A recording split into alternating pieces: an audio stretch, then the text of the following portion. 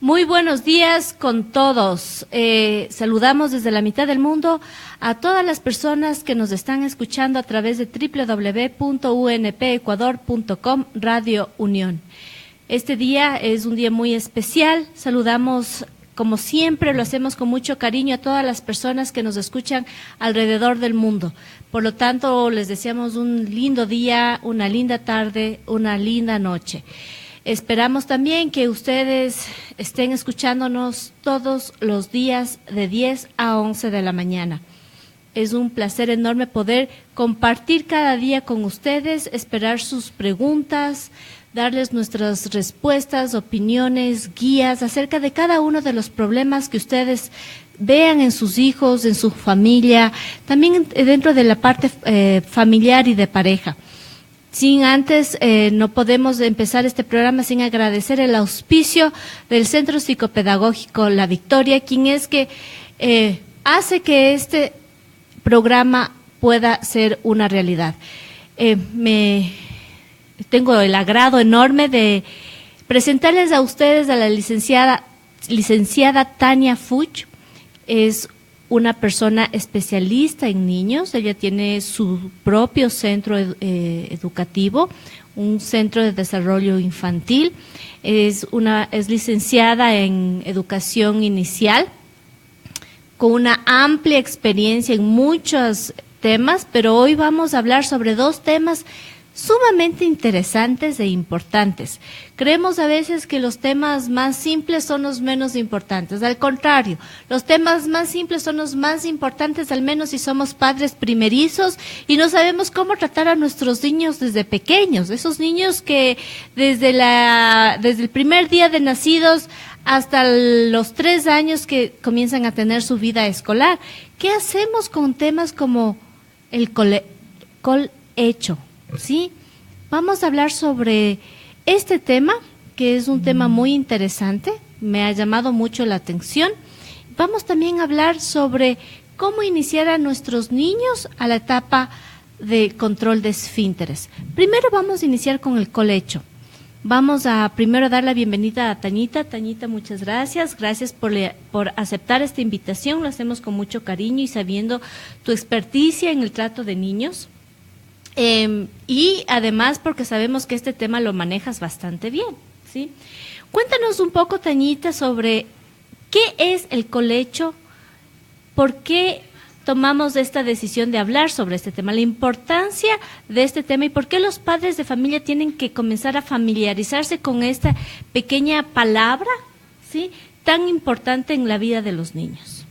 Muchas gracias, Silvana, y realmente es un gusto poder estar aquí con ustedes y compartir algo de nuestros conocimientos, de mis conocimientos, muchos de ellos adquiridos no tanto en la universidad, sino ya con experiencia y buscando la solución, buscando realmente qué es lo mejor para nuestros niños.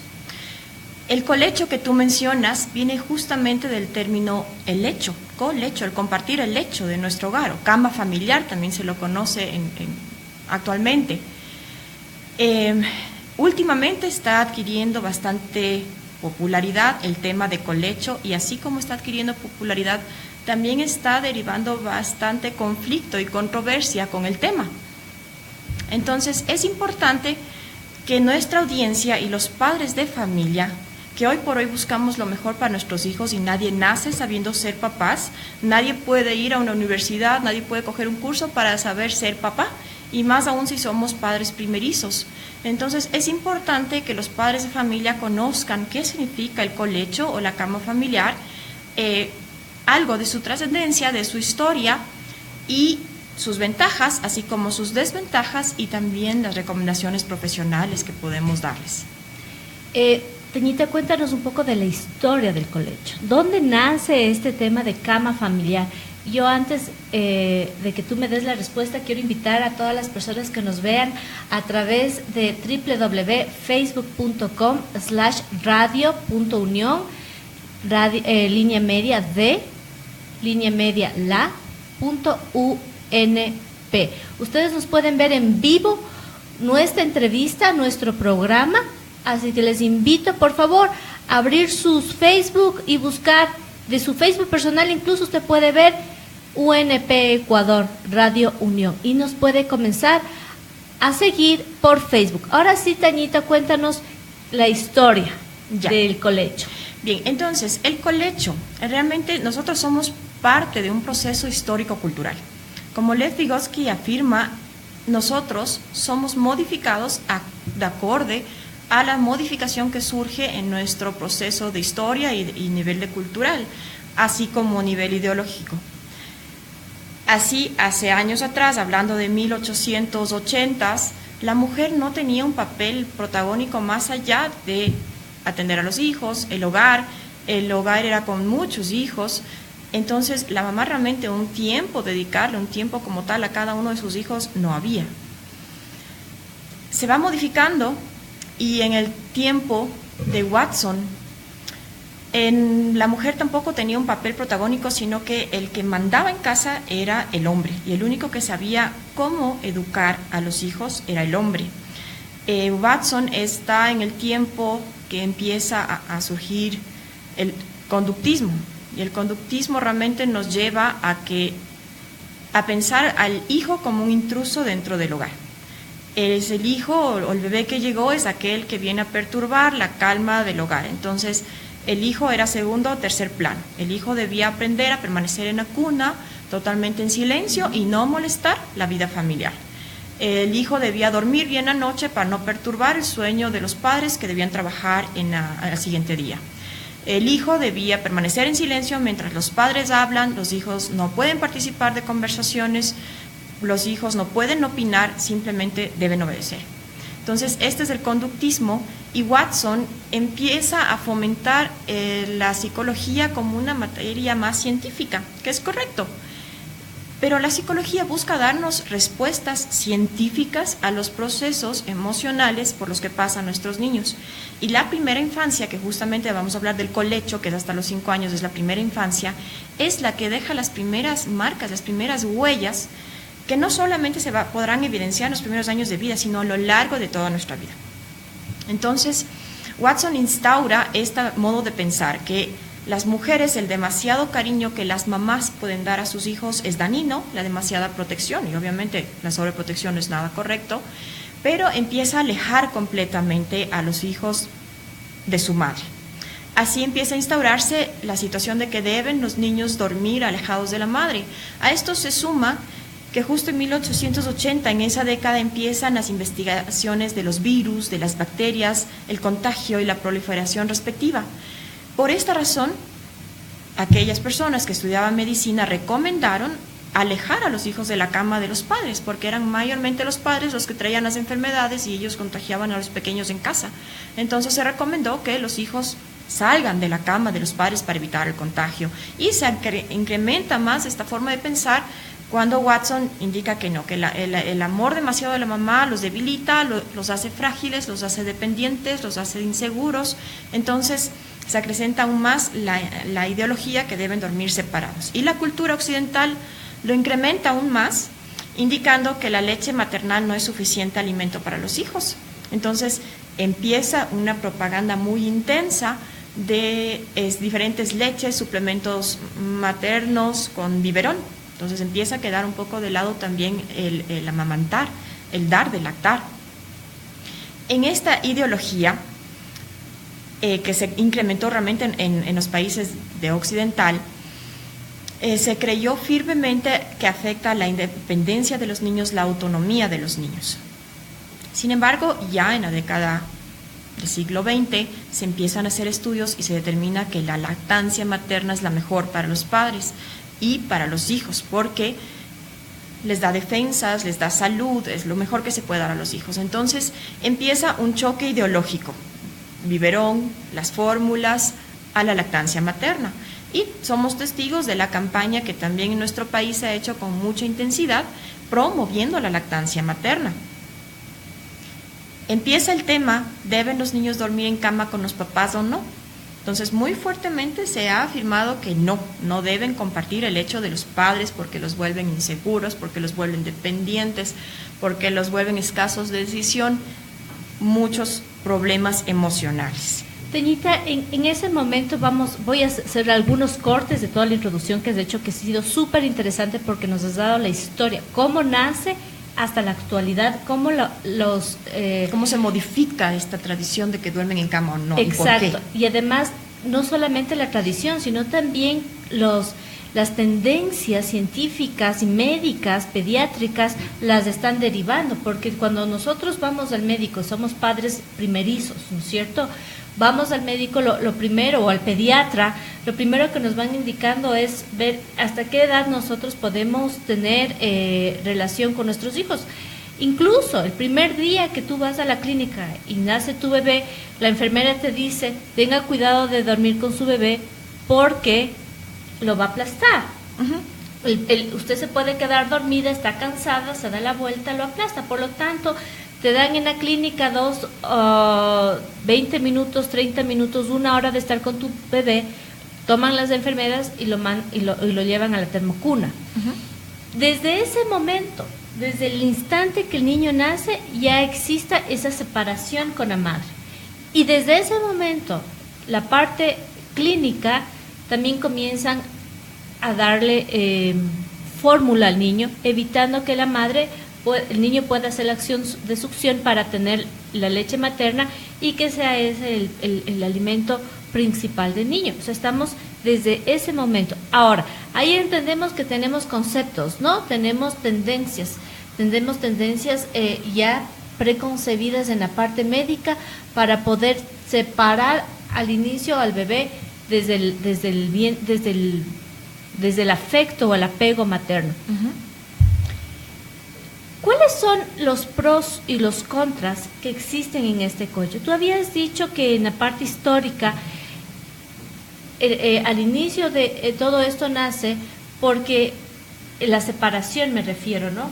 Cuando los padres dicen, no, aquí los niños no tienen que molestar, tenemos que ser independientes, tenemos que descansar, y la mamá, que no es la persona que trabaja, tiene que hacerse cargo del niño, pero el niño lo más separado de mi lecho, de mi cama, de mi lugar de descanso, para que no interrumpa mi proceso de dormir, ¿no es cierto? Exacto. Y esto viene una cuestión más cultural que un tema médico, según lo que tú nos estabas indicando. Exacto.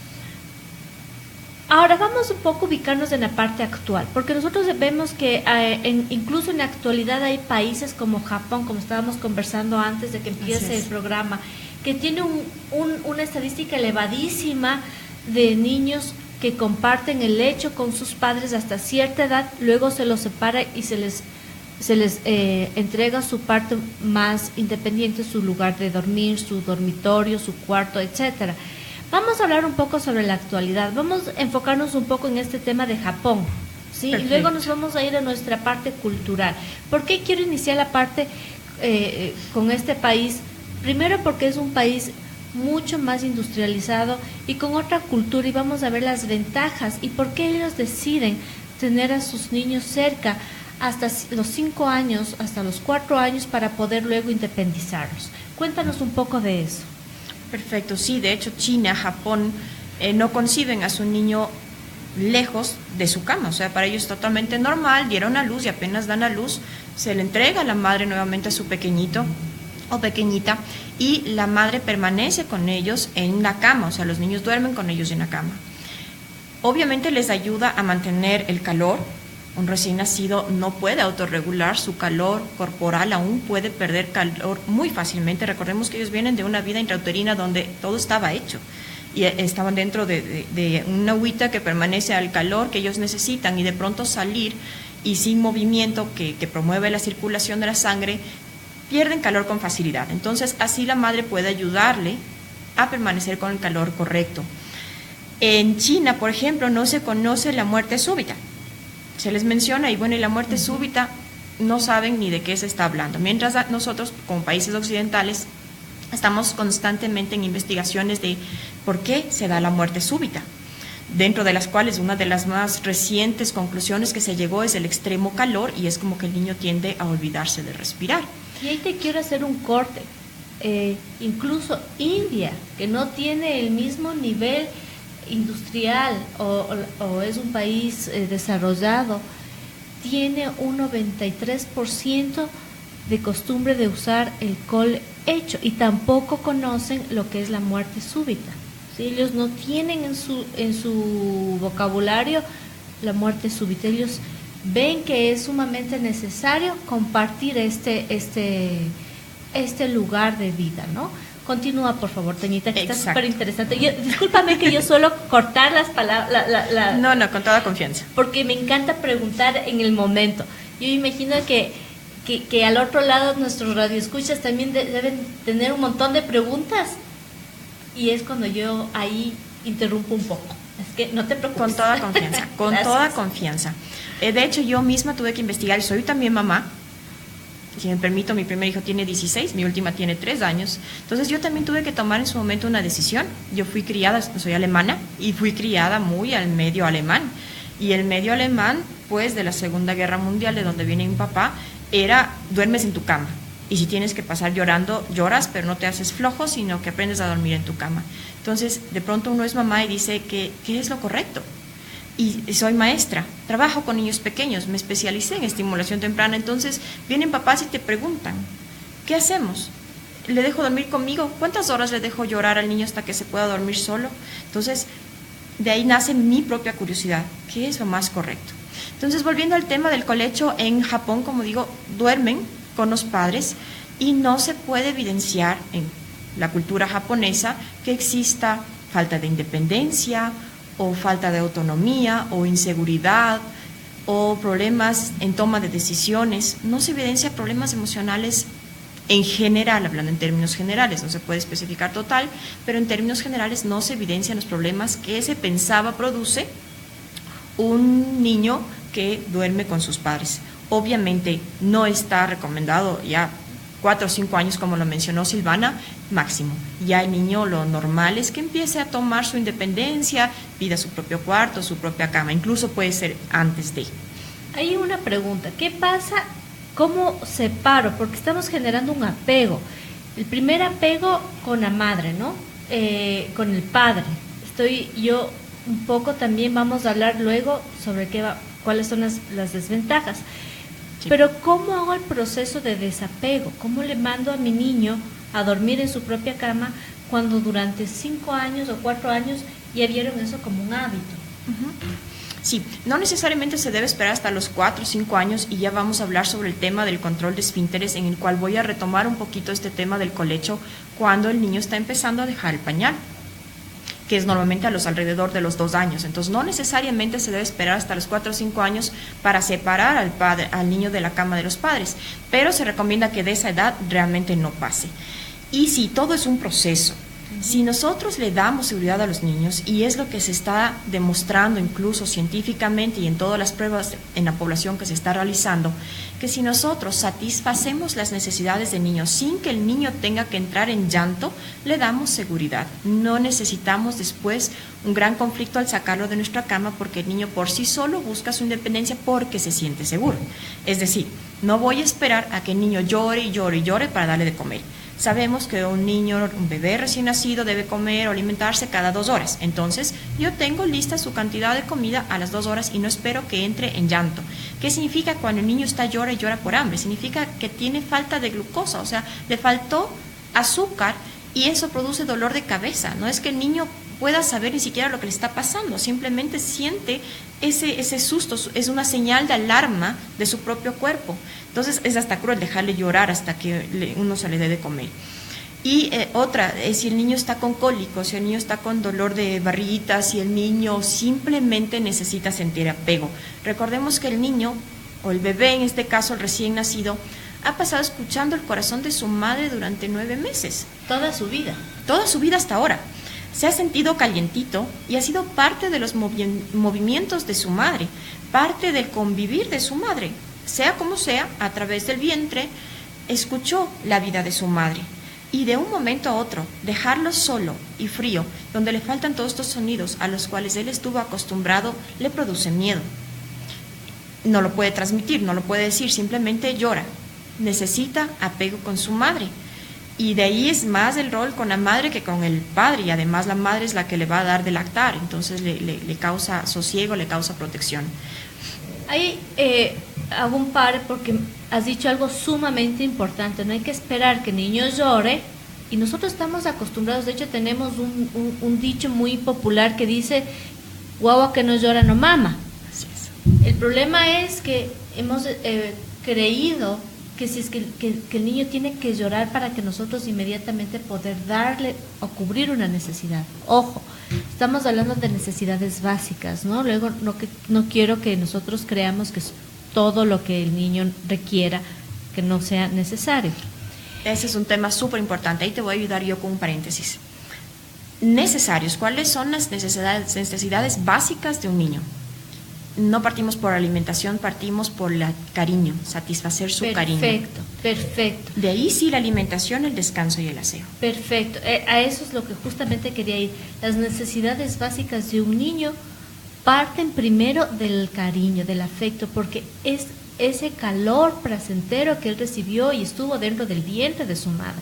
Entonces, al salir, ese calientito, como tú estabas diciendo, se cubre solamente con el cariño, con el afecto. Luego vienen las otras necesidades, que es la parte alimentaria y la parte de descanso, ¿no? Uh-huh. ¿Por qué esperar que el niño llore para darle de comer? Cuando nosotros como padres podemos ya tener o conocer, llegas a conocer, quieras o no, a tu niño, sus tiempos de comida y sus tiempos de dormida.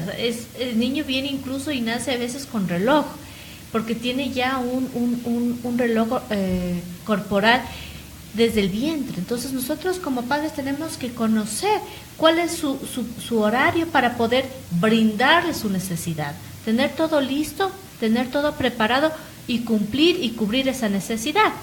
Ahora sí, eso quería decir un poco para que nuestros radioescuchas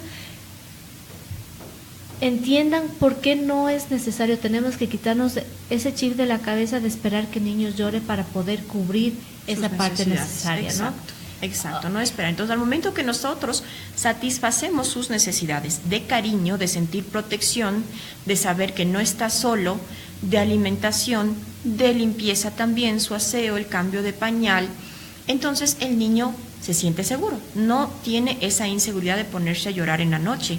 Por ende, el desapego después, o sea, el que él empiece a dormir en su propio cuarto es más fácil. Y otro punto súper importante que en nuestro medio falla bastante en nuestra cultura es el controlar qué están viendo nuestros niños. A partir de los 3 años el niño toma conciencia de cosas irreales y de miedos, empieza a sentir el miedo. Entonces, si nosotros no controlamos qué están viendo nuestros niños a esa edad, obviamente a los 5 años el niño está invadido de tantos miedos que no quiere salir de la cama de los padres porque tiene terror nocturno. Otra cosa y súper importante es que leemos, no solamente que ven, que vemos.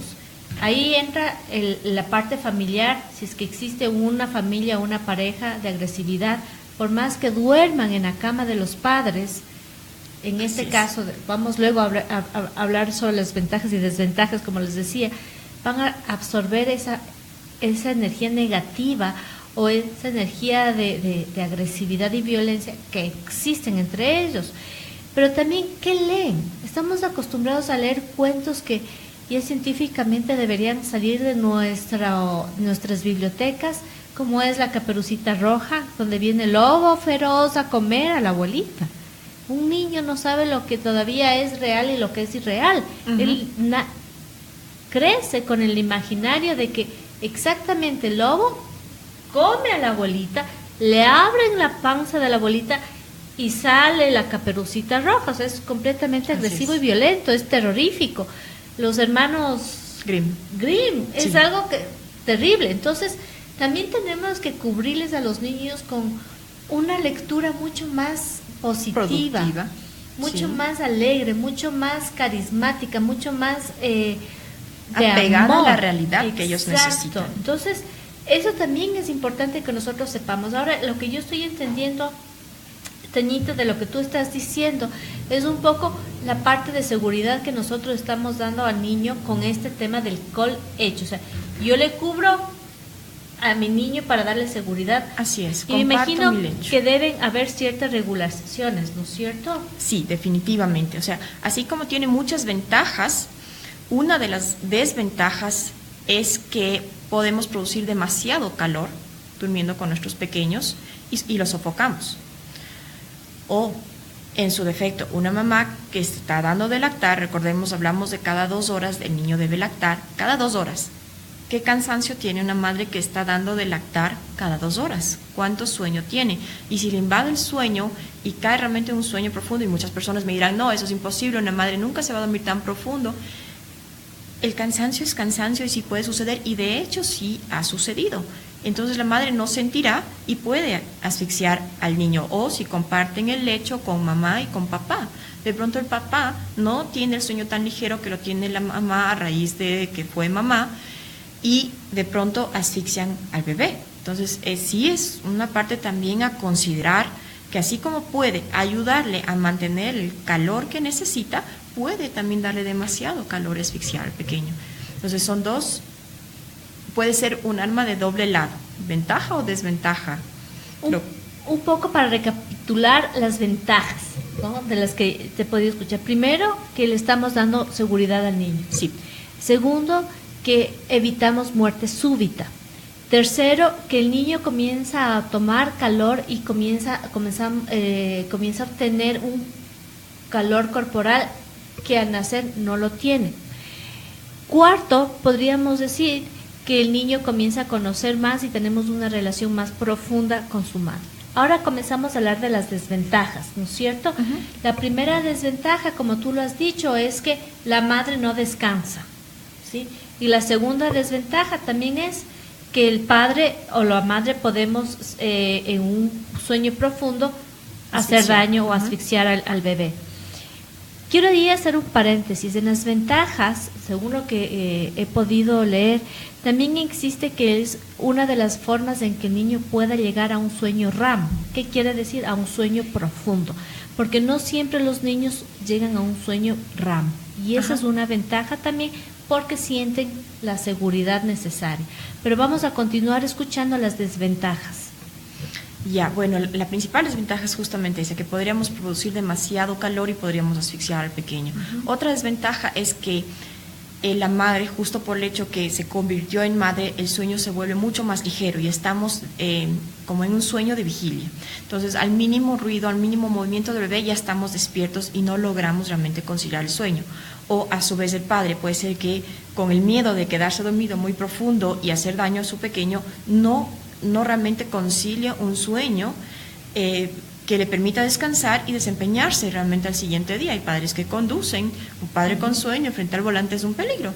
Entonces sí, ese también es una desventaja, y un poquito ya a largo plazo, ya es un pequeño recién nacido y la vida familiar o entre parejas se centra en el pequeño. Sin embargo, pasarán las semanas, pasarán los meses, ¿y qué vida hay entre pareja? Perfecto, es la pregunta que yo tenía desde el inicio, desde que pusimos el título a este programa, fue la pregunta que yo la tenía en mente. ¿Qué con la vida de pareja? Exacto. ¿Hasta los 4 o 5 años no van a tener vida de pareja? ¿O cómo se manejaría ese tema? ¿Cómo se maneja? Exactamente. Realmente no habría una vida como tal de pareja. La vida se destinaría únicamente, o se destina únicamente en función del pequeño. O sea, realmente la vida entre pareja momentáneamente se detiene, o empieza a resentirse o a verse gastada porque se centra únicamente en el pequeño. Y va más allá. Ok, decidimos como pareja, nos vamos a centrar porque lo que más nos importa es nuestro pequeño en este momento, darle la seguridad, atender sus primeras necesidades, no permitirle que entre en llanto, que ojo, cuando el niño está llora y llora, va quemando neuronas, ¿no? No es que fortalece los pulmones, puede ser que fortalezca los pulmones, que los va a hacer sobre la marcha, más bien quema neuronas. Pero ¿qué pasa si de pronto papá o mamá tuvieron una reunión? Hubo un brindis, hubo algo de bebida alcohólica y obviamente vamos a dormir así al lado de nuestro pequeño. ¿Qué pasa si papá o mamá están enfermos y están con fiebre? ¿Van a dormir así al lado de su pequeño? Entonces, ¿cómo vamos a transmitir el mensaje a nuestro pequeño? ¿Sabes qué? Ahora sí, mañana no. En este momento sí y en este momento no. ¿Y qué pasa si es que el padre o la madre fuman? Ahí sí está completamente contraindicado el colecho. Uh-huh. Si uno de los dos progenitores es fumador activo, está totalmente prohibido incluso compartir el cuarto, porque el colecho puede ser dentro de la cama de los padres. Hoy por hoy se están haciendo cunas adheridas a la cama de los padres, que es lo que los profesionales más recomiendan. Con eso la mamá también lo tiene cerca para darlo de lactar.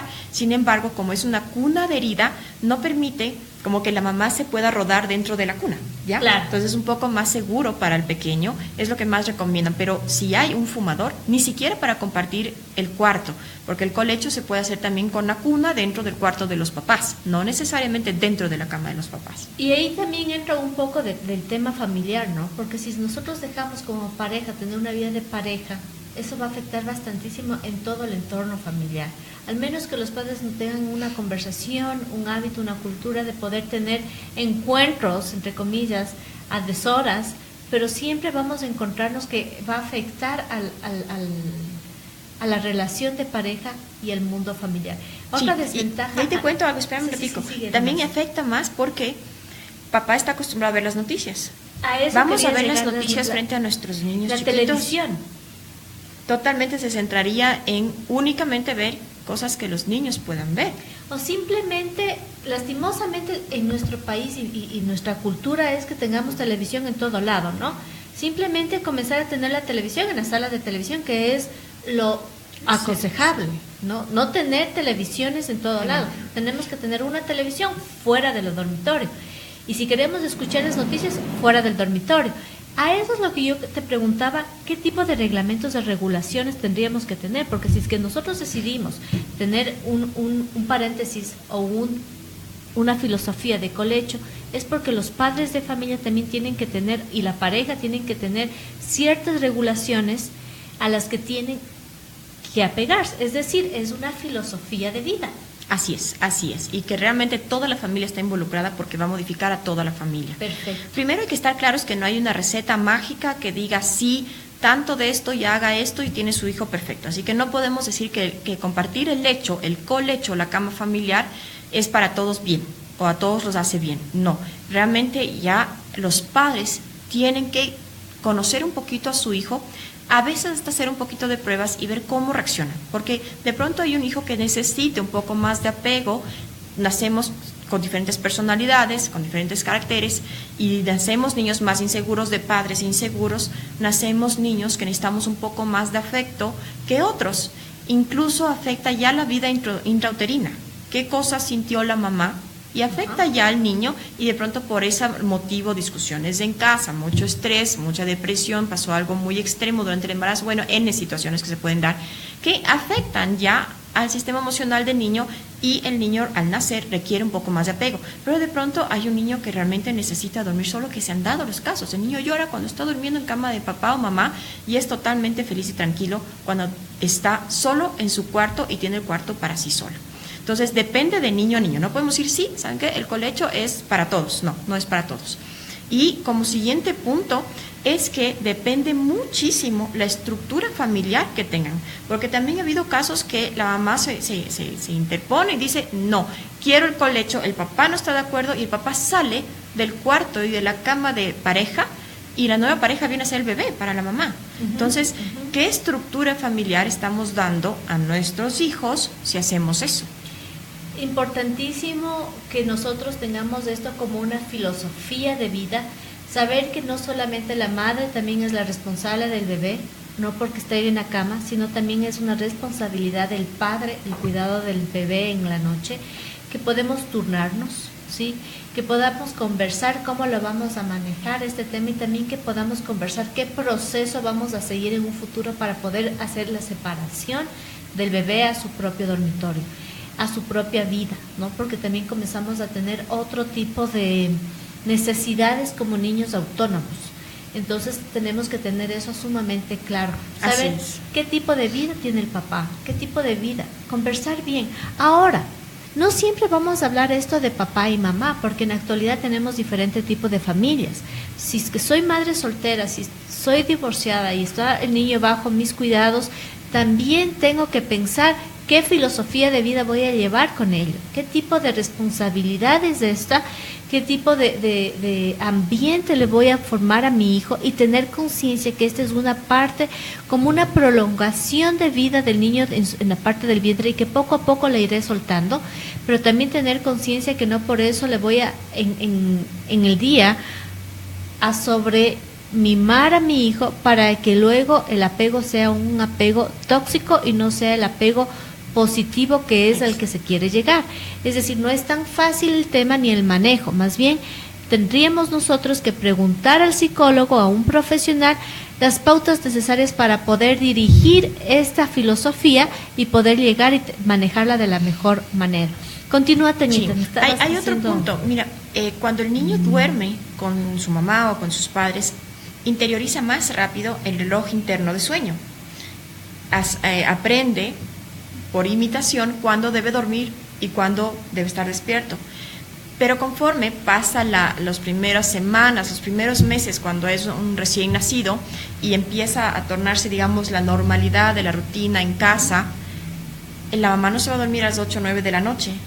Entonces, ¿dónde vamos a enseñar al niño su rutina de que debe dormir a las 8 o 9 de la noche si el niño está acostumbrado que duerme cuando la mamá duerme y se despierta cuando la mamá se despierta? Entonces, sí, tienes el plus que el niño coge más rápido una rutina de cuando debe dormir, su reloj interno de sueño se activa más rápido, pero se apega a la rutina de sueño de su mamá o de sus padres. Así es, además que el niño siempre está viendo, qué es lo como tú decías, ¿no? Aprendemos por imitación, está siempre viendo lo que los papás hacen, qué es lo que dicen y cuáles son también las conversaciones que ellos tienen. Es decir, qué tipo de conversaciones escuchan en la noche, qué tipo de discusiones escuchan, cuál es la forma en que los padres duermen, porque no tenemos la costumbre de dormir como padres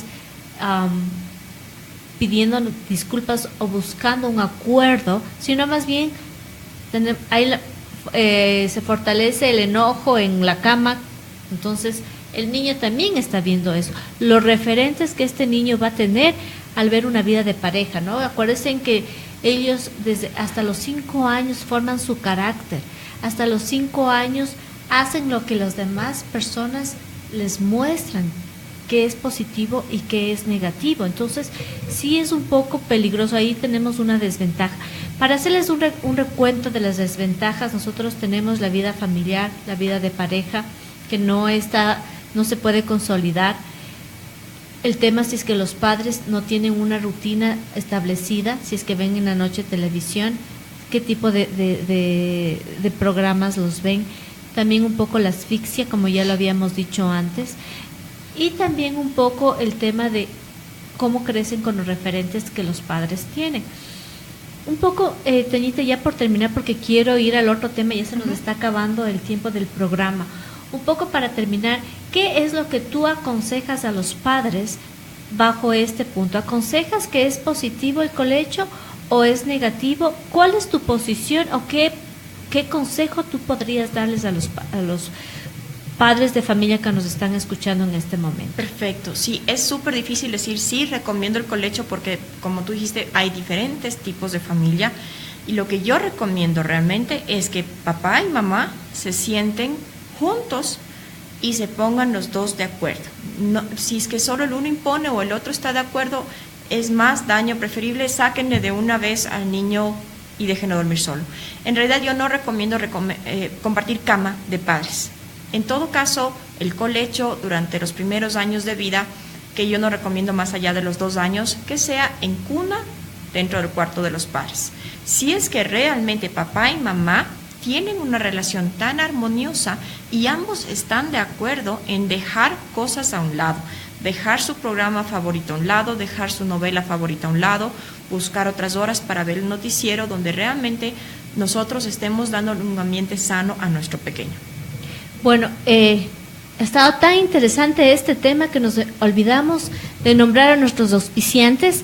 Nuestro principal auspiciante es el Centro Psicopedagógico La Victoria. Cualquier pregunta, mensajes que ustedes deseen hacerlos, por favor, no olviden de visitar nuestra página www.psicopedagogicolavictoria.com o comunicarse al 099 56 555 20. Nos pueden ustedes escuchar todos los días de 10 a 11 de la mañana a través de www.unpecuador.com, Radio Unión. Y nos pueden ver a través de nuestra Facebook Live, a través de www.facebook.com/radio línea media unión, línea media letra D, línea media la.unp.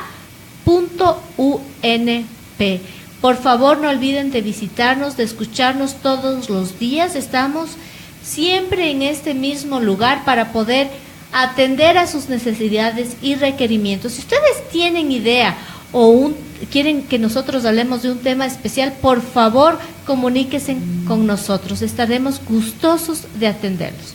Bueno, Tañita, ahora sí vamos al segundo tema, que es súper interesante también, sobre el cambio de pañal, el control de esfínteres. A veces como padres de familia decimos, ¿y ahora cómo hago este tema? ¿Será que el niño solo deja de utilizar el pañal y él me indica cuando yo tengo que ayudarle a su proceso? ¿O cómo es que hago este cambio, este proceso? ¿Dónde empieza? ¿Empieza en la familia? ¿Empieza en la casa? En la escuela? ¿Dónde tiene que ser la pauta inicial? Cuéntanos un poco de ese tema. Ya, el control de esfínteres, que es el músculo mismo que tiene que aprender a controlarse, no es cosa de otro mundo. Sin embargo, incluso parvularias no saben manejarlo bien. Y un proceso incorrecto en enseñarle al niño a controlar su esfínter, en dejar el pañal, puede llevar a consecuencias incluso en su vida de adulto. Y puede llevar a consecuencias incluso tan graves como llevarlo al hospital con obstrucción. Entonces, tiene que ser hecho de la manera correcta. Y en sí es súper sencillo. Primero, el control de esfínteres se da abordando los 2 años, meses antes, meses después. Primero, lo que tienen que hacer los padres es escucharse a ellos mismos. No escuchar a la suegra, no escuchar a la abuela, no escuchar a la tía ni a la vecina, porque todos tienen un criterio y dicen, pero es que mi hijo lo dejó al 1 año y medio, pero es que mi hijo lo dejó al año, pero es que mi hijo lo dejó al año 8 meses. Olvidémonos de todas las opiniones de aquellos que creen que saben más. Los padres tienen que ser padres y aunque cometan un error, escúchense a ustedes mismos. No podemos, nuevamente vuelvo a refortalecer el tema de que somos parte de un proceso histórico-cultural. Antiguamente, en tiempo de nuestros padres, de nuestros abuelitos, vivíamos afuera en el campo, jugando, corriendo, trepando. Hoy vivimos en departamentos. En la movilidad que tiene, movimiento físico que tiene un niño de departamento a estar corriendo fuera en el campo trepando, y cuando la mamá tiene 10 hijos y encima tiene que cosechar, tiene que cocinar, tiene que surcir la ropa, tiene que lavar, no tiene lavadora tampoco, así que hasta todo eso le lleva más tiempo. La mamá no tiene tiempo para cuidarlos. Realmente subían, trepaban y corrían, lo cual fortalece mucho más temprano el músculo, el esfínter. Pero un niño de departamento no sucede eso. Así que no podemos apegarnos a lo que diga la suegra, la abuelita, la vecina. Realmente escuchen a su propio corazón y escuchen a su hijo. El hijo cuando deja el pañal dirá muy pocas palabras. Esencial es que tenga el lenguaje para ponerle un nombre. Pipí, popó, caca, baño, el nombre que en su casa quieran darle. No el nombre que si va a la guardería o al centro infantil le quiera dar. No, eso tiene que venir un lenguaje, una palabra de casa, con la que él se identifique. Segundo, responde a un proceso psicológico, porque el niño tiene que reconocer que algo está pasando en su cuerpo. ¿Cómo los padres saben que el niño ya lo reconoce? Primero, pregúntenle, ¿te hiciste popó? No solo automáticamente como robot voy y le cambio pañal. Le pregunto, ¿te hiciste popó? ¿Te hiciste pipí? Y entonces, si la respuesta a la pregunta empieza a ser coherente, sí me hice o no, no estoy, ya, significa que el niño se está dando cuenta que algo pasa. Incluso hay niños que se van a un ladito y empiezan a empujar, se ponen rojitos y ya empiezan a darse cuenta que algo pasa con su cuerpo. Ahí es la toma de conciencia del niño que algo sale de su interior. Eso es súper importante. Si es que eso no está, y aunque tengamos el lenguaje y la parte física esté madura, no podemos dar paso. ¿Cómo me doy cuenta que el músculo está maduro? Es que el pañal permanezca mínimo 2 horas seco. Y de preferencia debe amanecer seco. Porque al amanecer seco significa que el músculo está tan fortalecido que retiene, que se contrae al momento que siente peso, que siente que se llena.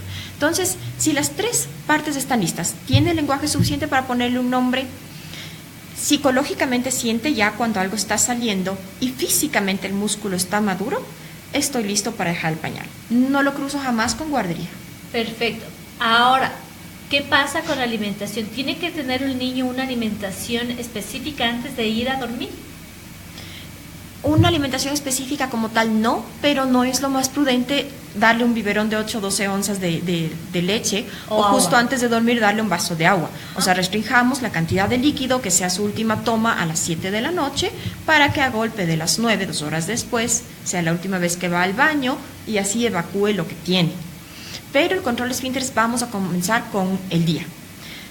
Como digo, no se puede cruzar con ir a la guardería. Si los padres están pensando en ponerlo en una guardería o mandarlo a un centro infantil, no lo crucen con dejar el pañal. O bien lo hace antes o lo hace después, pero nunca con entrar a un centro. Y segundo, ahí vamos al colecho. Recién hablaba con una persona súper interesante, una chilena de ya 80 años, y me decía, ¿sabes qué? Nosotros teníamos a los 4 hijos y los 4 querían estar con nosotros en la cama. Hasta que el último de pronto se hacía pipí. ¿Sabes lo que era? Cambiar de pijama a los 4, más los otros, más las sábanas, más el colchón. Dijimos, cada uno a su cama, mijitos. Cada uno se va a su cama. Entonces, por eso es que yo, al mencionar del colecho, si bien los profesionales lo recomiendan hasta los 4 o 5 años, yo recomiendo que cuando empieza el control de esfínteres, empiece sutilmente a adecuarle un cuarto y que el niño sea partícipe de la adecuación del cuarto, de su cama, se le felicite, se le elogie, el que él empiece a dormir solo o ella empiece a dormir sola.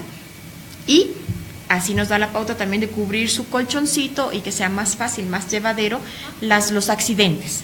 Si el niño está listo, es una semana de accidentes y no más. Yo en lo personal en el centro infantil siempre recomiendo a los papás.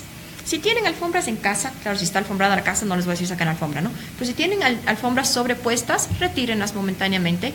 Compren zapatos de tipo Crocs, no digo necesariamente Crocs, solo para que me comprendan qué tipo de zapatos, no estoy haciéndole propaganda a la marca, simplemente de ese tipo, que hay muchos más económicos también. Súper cómodos y súper desechables. Exacto. Para poder mandarlos a la basura el momento en que sea necesario. Sí, y es más, es tan fácil lavar, porque lo que tratamos de evitar es el estrés.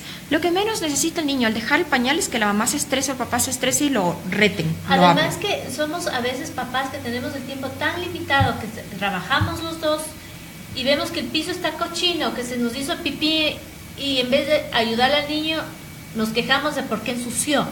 Y eso es otro tema también importantísimo que lo vamos a hablar luego. Exacto, entonces el niño entra en estrés. Al momento que le están hablando, le están regañando, entra en más estrés. Y si el niño recién está aprendiendo a controlar su cuerpo, es la primera vez que le estamos quitando el pañal y surgen ciertos accidentes, ojo que no recomiendo los pañales de entrenadores. Cuando realmente se va a iniciar y decidieron papá y mamá, ambos se pusieron de acuerdo en que hay el proceso de dejar el pañal, lo empiezan un fin de semana, hablan con el niño o la niña, le explican lo que va a pasar, de ser posible vayan con el pequeño y que les coja sus calzoncitos o sus calzoncillos, lo que se va a poner, y no pañales. Lo decidieron, se fueron pañales. Y si les sobraron pañales, vayan con el niño, regalen a otra persona. El niño tiene que saber que los pañales se fueron y que no van a regresar. Muchos padres hacen el error de poner el pañal, es que me voy al centro comercial, es que me voy al restaurante, es que mientras estoy en el carro para no tener accidentes. Crea tal confusión en el niño que el niño ya no sabe cuándo suelto y cuándo no suelto. Entonces, se fue el pañal, se fue, ya no le volvemos a poner. Y muchas veces los padres de familia cometen el error de que el niño está en el proceso y algunos meses y un niño se enfermó o pasó algún tema familiar y por comodidad volvemos a tener pañales. Nos podemos pasar años en querer enseñarle al niño que puede controlar los esfínteres. ¿Qué es lo que provoca? No es que el niño se acostumbró o se confunde, como dice Tania.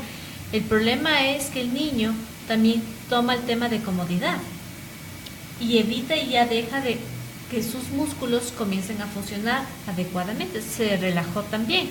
Entonces sí es muy importante que los padres colaboren con el tema de ¿lo hacemos o lo hacemos? Así es. Una vez que tomamos la decisión, no hay marcha atrás. Y cuando hay un accidente, el peor error es hablarle y dejarle mojado. Déjale mojado para que aprenda. Peor error no hay. Primero, se pone frío. Puede resfriarse. Y un resfrío de sus partes íntimas es lo peor que necesitamos en este momento. 2, finalmente se acostumbrará a que pueda andar mojado. Apenas hubo un accidente, se le cambia.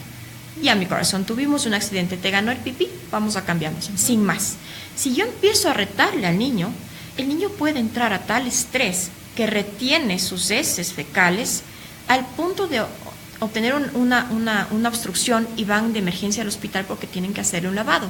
Entonces, estresarle al niño en un proceso que recién está aprendiendo es lo peor que podemos hacer. No se le reta, no se le habla, simplemente se le cambia y se le dice la próxima vamos a tener más suerte. Nada más.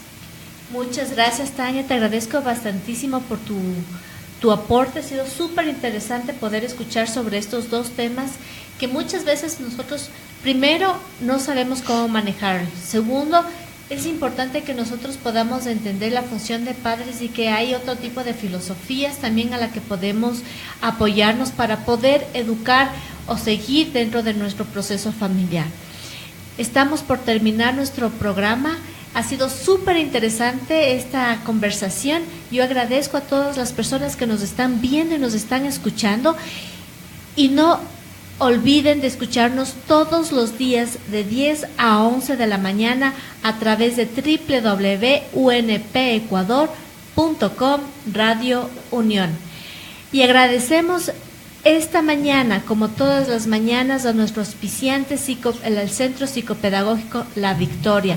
Por favor, visiten nuestra página www.psicopedagogicolavictoria.com. Si a usted le gustó este programa, por favor, pónganos un like en nuestra página web y en la página de Facebook, tanto de la UNP Ecuador.